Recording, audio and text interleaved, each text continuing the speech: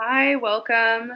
Um, I'm Elena, intake manager at CFC for surrogates, and we're going to get into some questions. I think we have an overall theme of kind of common questions that we get that you wouldn't always think of. And this is Megan, also a member of the intake team and admin as well. Hi. Yep. Currently in my second surrogacy journey as well, so I've gotten a few of these weird questions and common questions, so looking forward to seeing those questions. Feel free to drop any questions you have in the chat. We'll answer them as we go. And yeah, Angel, I see you're already here. I'm excited. I hope you're feeling well. I know you just delivered not too long ago, so I hope you're feeling a bit more to your normal self.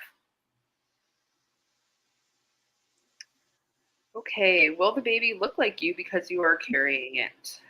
So no, the baby won't have any genetic link to you, and therefore won't look like you. Yeah.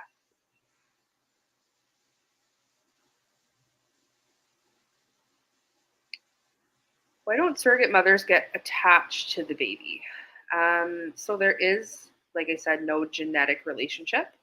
With that being said, it's hard to not attach, right? You're growing this little human for these amazing parents, but I've heard from a lot of surrogates that happiness of giving baby back to the intended parents is really so overwhelming that it takes back kind of those negative emotions that are sometimes attached to that. Megan, I think you could probably speak on that a little bit more too, as you've done a journey before. Yeah, so for me, I didn't feel that typical motherhood bond that I did with my own children, because I think the difference is that those are your children. And when you are a surrogate, it's very clear right off the bat that this is not your baby. You form a great bond, usually with the intended parents as well. So it's a totally different experience. So I always felt more like a special aunt or maybe a cousin. Like, I care about this baby. I'm growing it. I'm happy for everybody, but I know it's not mine. So I didn't have that attachment towards the end. Yeah, I hear a lot of surrogates say as well that they are giving baby back. They're not giving baby away, which is really a big differentiator, I think, as well. Yeah. So, question: can I be a surrogate if my tubes are tied? You sure can. If your tubes are tied, burnt, you don't have tubes at all, anything's really possible with surrogacy. The embryo is transferred directly to your uterus, so there's no need for working tubes. Just got asked the other day how an embryo is created for the intended parents. Okay, so embryos are created before you become pregnant, and they're created with either the intended father's sperm or a sperm donor, and the intended mother's eggs or an egg donor. So those are kind of simpler terms, kind of mixed together. And then they'll watch them for a few days to make sure that they're progressing how they should be, developing. And then in a lot of cases, they'll also do genetic testing to see if there's any abnormalities that they can tell with that embryo before they transfer it. How many embryos will they transfer into the surrogate? We have a single embryo transfer policy with our agency. So they will only transfer one at a time.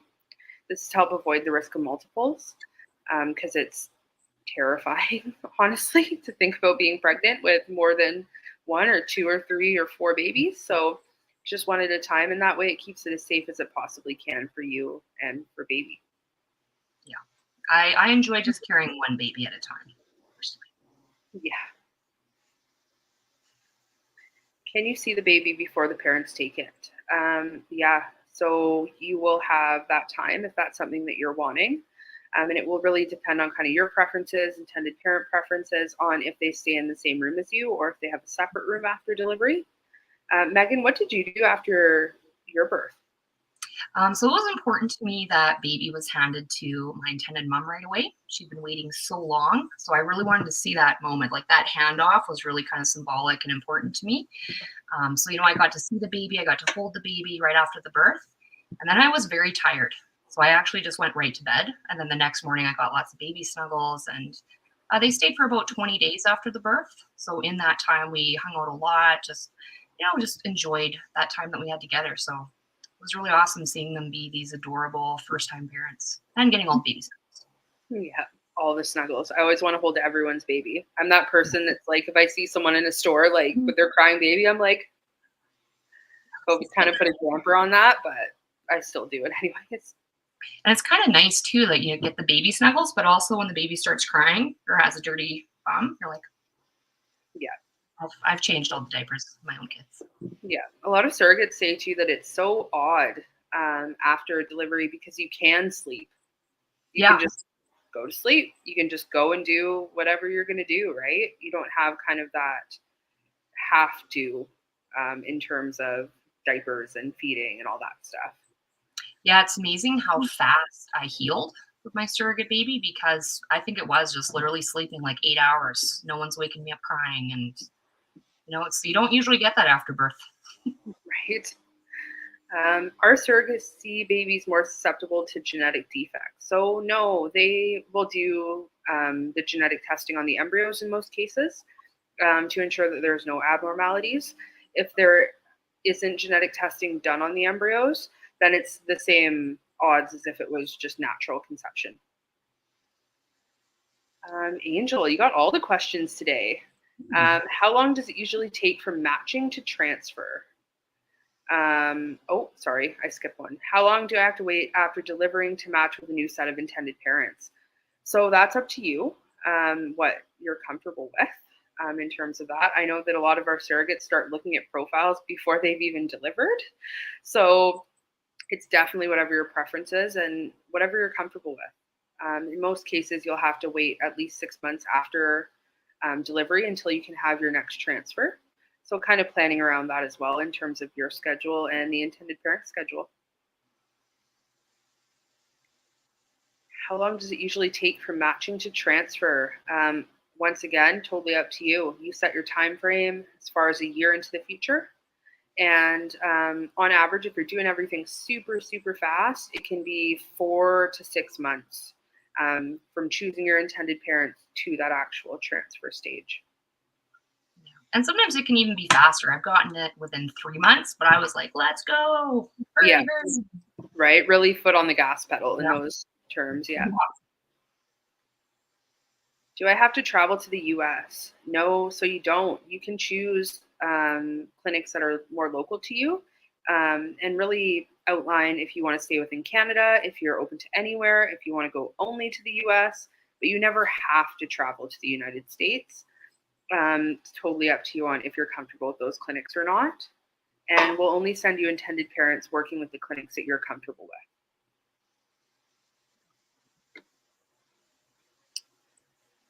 How long do I have to wait after delivering to match with a new set of intended parents? I'll let Megan take this one. You can match right away if you want to. Some people start matching as early as 36 weeks. Some people wait a little while, but I think a lot of us returning surrogates, we start looking at profiles almost right away in some cases because it almost is kind of addictive. You help create this family, and a lot of us have these beautiful, amazing experiences. A lot of us are ready to go right away. So you don't have to wait very long at all. It really depends on your timeline and what you're looking for.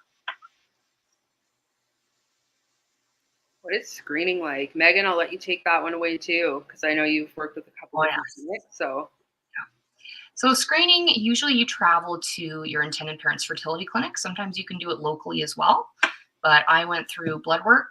I did psychological counseling with me and my partner. I also did a water ultrasounds with saline ultrasound. And I think that was about it. Oh, I did blood work too. Yeah, I did blood work as well. And it was pretty fast. It was all done basically in one day. So. Can I pick the parents I help? Yes, you can. One of the first steps is creating a surrogate profile. In there, you're really going to outline what you're looking for, what the couple is like, who they are, where they live, how much communication they want, all the things, right? Your wish list of these perfect people that you envision. And then we start sending you profiles matching what you're looking for, and you get to choose who you want to work with. Once you choose them as well, you have a couple weeks to get to know them. Pregnancy is not a short process. So we want to make sure you actually like these people and they feel like the right fit. If they are the right fit, you'd move on to screening. If they weren't the right fit, then we would let them know And then we would start sending you profiles again so you could try and find that perfect fit. Are there any side effects from the medication needed? Megan, I'm going to throw it to you once again in terms of medications, kind of all that. Yeah. So I know other surrogates have had different side effects sometimes. Some people get headaches. A lot of people experience bloating, especially with estrogen. So I've found that I bloat up a little bit. Also, my bras tend to get a little tighter. So that's from the hormones, right? So not the worst side effects in the world for me. Yeah, and we do have different surrogates all have different things, right? But bloating really is one of the ones we hear about quite often, um, because it's just your body's being like, what's going on, right? It's a big change. So sometimes you can get bloated, headaches, nausea, fatigue, that kind of overall yuck feeling. Sometimes there is a bit of weight gain in terms of that bloating, right? Because your body's trying to retain all that. So yeah, it's different for everyone, but it's just kind of how you would feel in kind of those early weeks of pregnancy. Most people compare to. I think we had this one already in terms of genetic defects. So no, not more susceptible, and most embryos are tested genetically before your transfer. Can I choose to have a C-section? You sure can. It's up to you whether you have vaginal birth, C-section, and also where you deliver. Hospital, home birth, birthing center, all those choices are super up to you, given that, of course, there is opportunity for that. Can my partner be in the room while I deliver? Totally up to you, who you have in the room. Because of COVID, we have had a lot more hospitals, offices, everything like that, having limits on how many people you can have in the room. So whoever you choose is who's going to be in there. If it's one person, it can be your partner, or it can be one of the intended parents, or it can be a doula. It can be whoever makes you feel most comfortable in that moment. Megan, was your partner in the room for your surrogacy Yes. delivery? Yes, he was. And he pretty much was like our videographer. He filmed, he did everything. And he was my support person. He always is during my labor. So, did all the regular things that I needed him to do. Fetch me Subway, which was very important to me in those early stages. Apply counter pressure. Just kind of walk around and we would dance through contractions. And then my intended parents got to come in too. So it was really the best of both worlds. Yeah. What kind of support is there for surrogates? So we have a lot of support within our agency. Every surrogate has a surrogate coordinator, and that's someone who's done a journey with our agency before they were a member of staff. So they've really been through it themselves. They've seen it, done it, heard it. They're really, really there for you. The same with all of our staff, really. Like, you can give us a call at any time and we're going to pick up the phone, right? If we don't pick up the phone, then we'll call you back in 2 minutes. It's really super communicative with us. We try to over communicate. And in terms of support in the professional aspect, we also have a counselor that's available and on staff at any time during their journey. She does appointments by Skype. Her name is Jan. She's so fantastic. I don't know that I've ever met someone who didn't instantly fall in love with her. So she's also available at any time to support you in that way as well. Yeah, and she'll also check up on you after the birth. She'll call you and just see how you're doing, see if you need anything. So, I love Jen. She's a sweetie. She's the greatest. She really is. Do you have to sleep with the dad? No. No. You sure don't. So in no instance will you have to sleep with the intended father. We only practice gestational surrogacy, so the embryos are already created. You don't get to do all the fun stuff leading up to that. So no, you won't sleep with the dad or the sperm provider or whoever that is. That would be just slightly awkward. Right? We have had surrogates say that, though. They're like, oh, we could do it the old-fashioned way. Like, wink, wink, nudge, nudge. But no, in no instance do you have to. Do the intended parents have to be in the room while I deliver? So same as before, it's totally up to you in what that looks like. some people want the intended parents really close, really there, in most cases, surrogates want the intended parents like Megan to have that first contact, right? Because they've been waiting for so long, hoping for so long for that moment that it's really, really unbelievably special.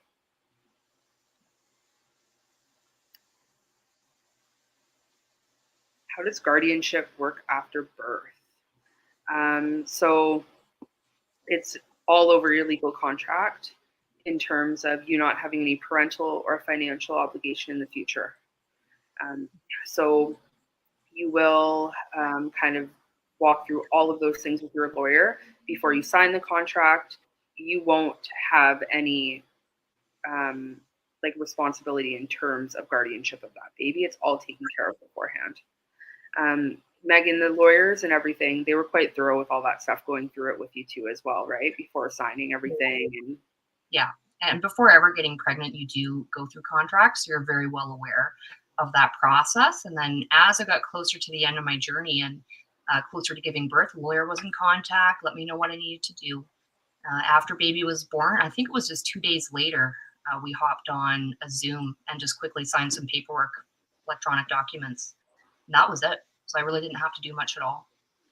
It's really fast. how many times can you be a surrogate mother? We have had some surrogates that have done 5 or 6 journeys. They always say, I'm addicted to helping people, and it really shows. They're usually the ones that before they've delivered, they're asking us to look at profiles.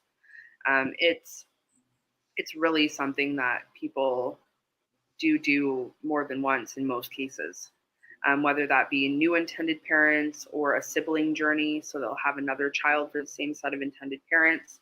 But yeah, as long as the doctor approves you, there's really no end in sight in terms of that. You can keep going until they tell you not to. Yeah. And how can I start? As always, you can go to our website. We're going to send out some info to everyone that's here that has submitted their email address.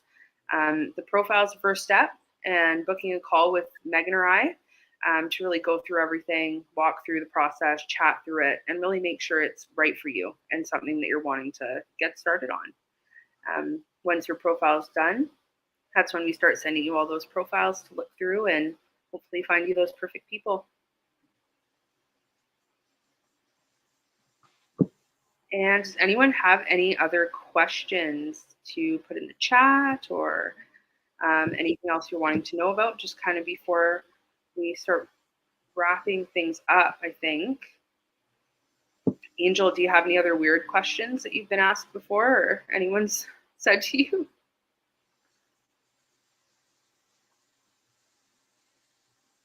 No, I think she's abandoned us. So I think what we're going to do now is we're really going to feature an intended parents, I should say. Each week we're going to do this in the hopes that they will find someone that wants to help them build their family.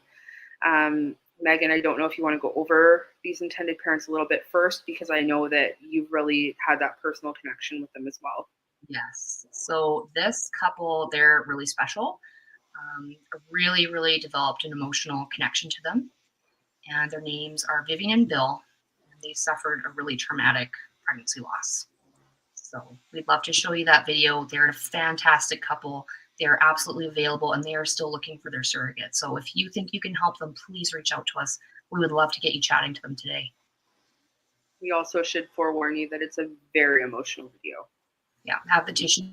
Hi, my name is Vivian, and my husband Bill and I have been trying for a family. It's been a long journey, and today is Mother's Day. Very emotional day for me.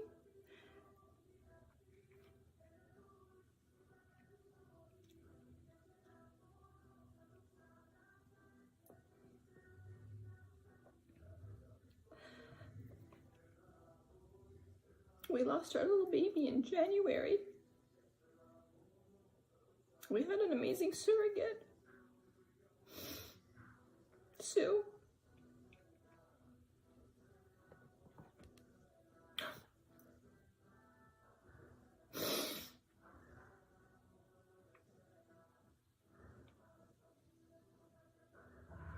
who got severe preeclampsia. And we had to terminate the baby in the pregnancy. Today's May the 9th or 8th.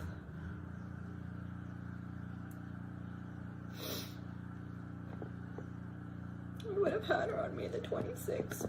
She would have been with us. I miss you more than ever. I miss my mom. I thought I was going to be a mom.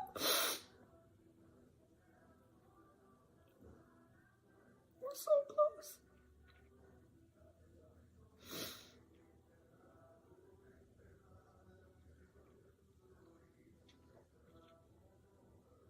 I hope you read our story. I hope you can feel our pain.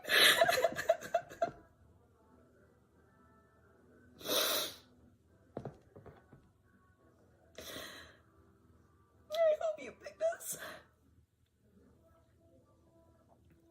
Me and Bill want nothing more in this world than to have a little baby. We were so close.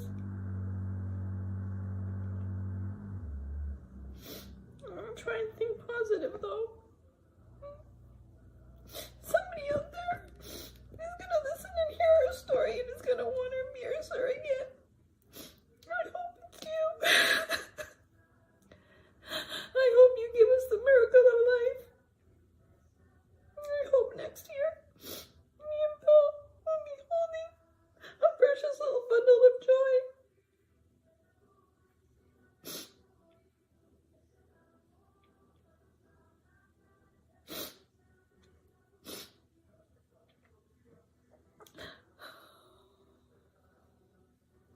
I hope you pick us.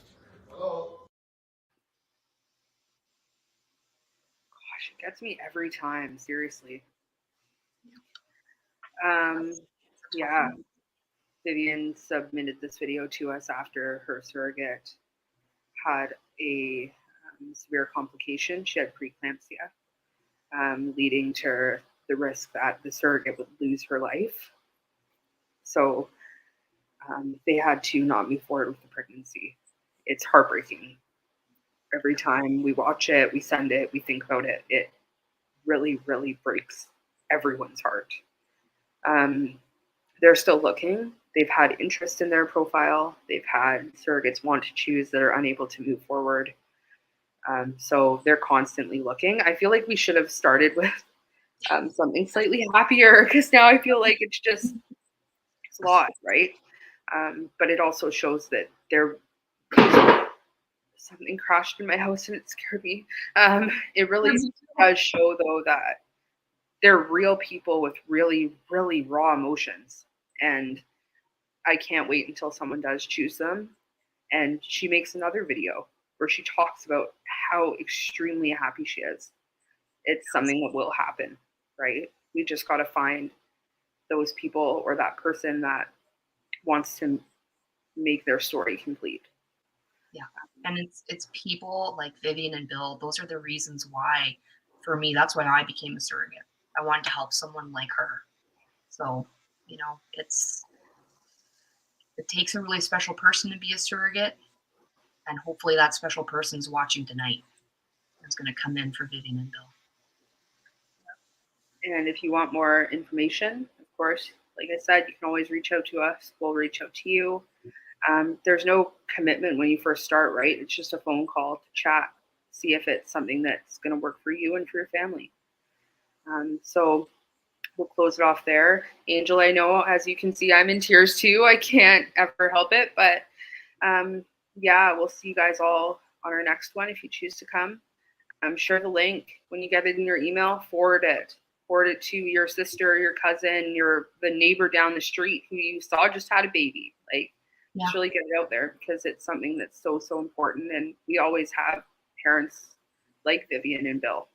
It's a sad truth, right? We always have those heartbreak people. Okay, well, we'll see you guys all next time. And Yeah. See you Thanks later. for coming.